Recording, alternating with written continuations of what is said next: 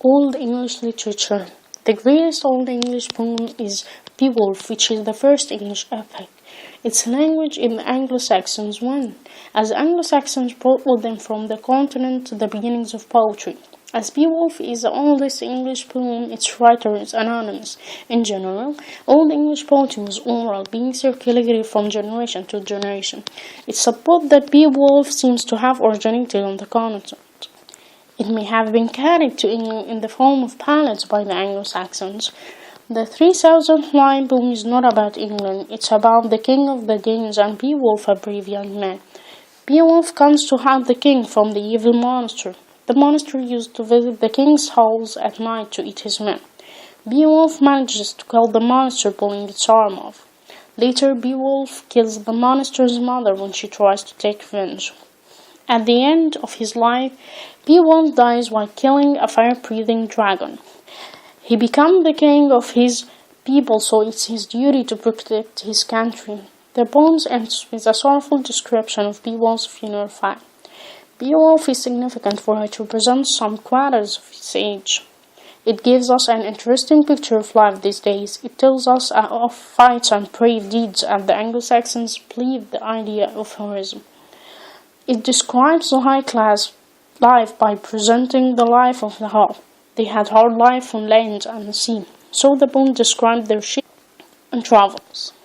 Beowulf follows the Anglo-Saxon verse form. First, each line is divided into two halves, and each half contains a stressed syllable.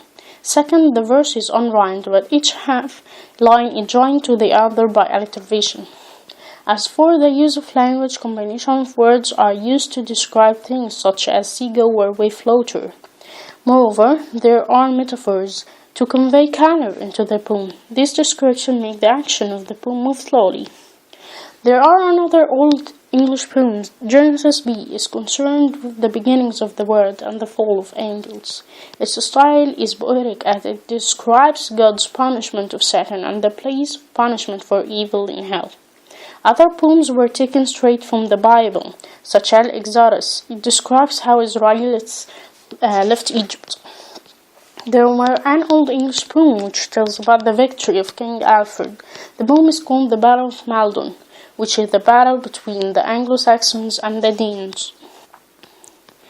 Old English prose. There was some prose in Old English. First, laws in that age were written in prose, but they were not a part of literature. Later, the Anglo-Saxons' history is another work for prose, which is about the early history of the country. King Alfred had a great contribution in this work, as he brought different writers into order. Moreover, he translated some Latin books into Old English. He was responsible for the improvement of learning and education of the English people, which led to the prosperity of the prose. Another famous writer of prose was Alfred. He wrote the Homes and the Lives of Saints. There were religious works. He wrote the meaning of the first 7 books of the Bible in Old English. His prose style is the best in Old English as he uses alliteration to join his sentence.